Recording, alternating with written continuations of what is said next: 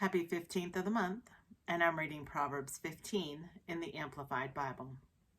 A soft and gentle and thoughtful answer turns away wrath, but harsh and painful and careless words stir up anger. The tongue of the wise speaks knowledge that is pleasing and acceptable, but the babbling mouth of fools spouts folly. The eyes of the Lord are in every place, watching the evil and the good in all their endeavors. A soothing tongue, speaking words that build up and encourage, is a tree of life. But a perversive tongue, speaking words that overwhelm and depress, crushes the spirit.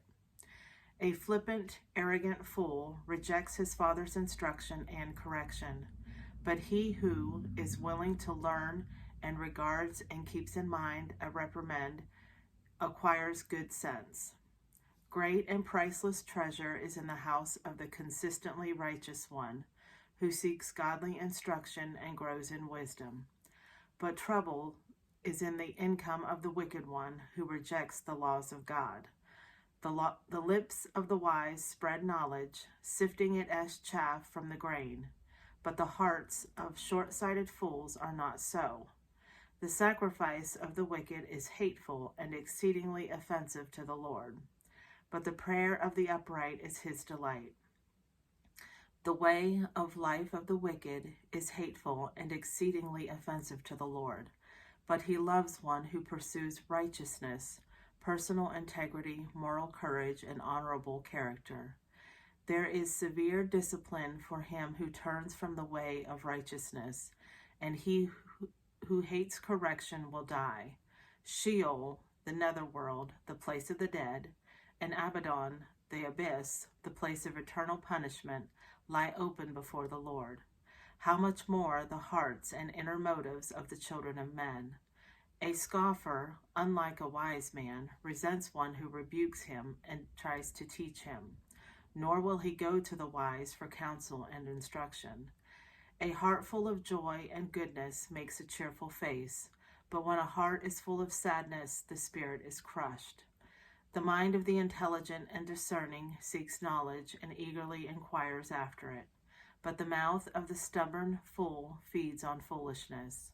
All the days of the afflicted are bad, but a glad heart has a continual feast, regardless of the circumstances. Better is a little with the reverent, worshipful fear of the Lord than great treasure and trouble with it. Better is a dinner of vegetables and herbs where love is present than a fattened ox served with hatred. A hot-tempered man stirs up strife, but he who is slow to anger and patient calms disputes. The way of the lazy is like a hedge of thorns. It pricks, lacerates, and entangles him.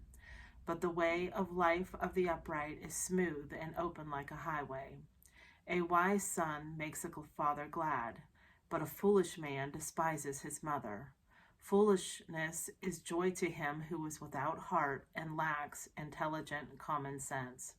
But a man of understanding walks uprightly, making his course straight. Without consultation and wise advice, plans are frustrated, but with many counselors they are established and succeed. A man has joy in giving an appropriate answer, and how good and delightful is a word spoken at the right moment, how good it is. The chosen path of life leads upward for the wise, that he may keep away from Sheol, the netherworld, the place of the dead below. The Lord will tear down the house of the proud and arrogant, self-righteous, but he will establish and protect the boundaries of the land of the godly widow. Evil plans and thoughts of the wicked are exceedingly vile and offensive to the Lord, but pure words are pleasant words to him. He who profits unlawfully brings suffering to his own house, but he who hates bribes and does not receive or pay them will live. The heart of the righteous thinks carefully about how to answer in a wise and appropriate and timely way, but the babbling mouth of the wicked pours out malevolent things.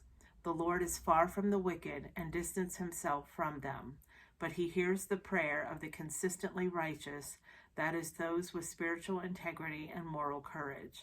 The light of the eyes rejoices the hearts of others, and good news puts fat on the bones. The ear that listens to and learns from the life-giving rebuke, reprimand, censure will remain among the wise. He who neglects and ignores instruction and discipline despises himself, but he who learns from rebuke acquires understanding and grows in wisdom. The reverent fear of the Lord, that is, worshiping him and regarding him as truly awesome, is the instruction for wisdom, its starting point and its essence. And before honor comes humility.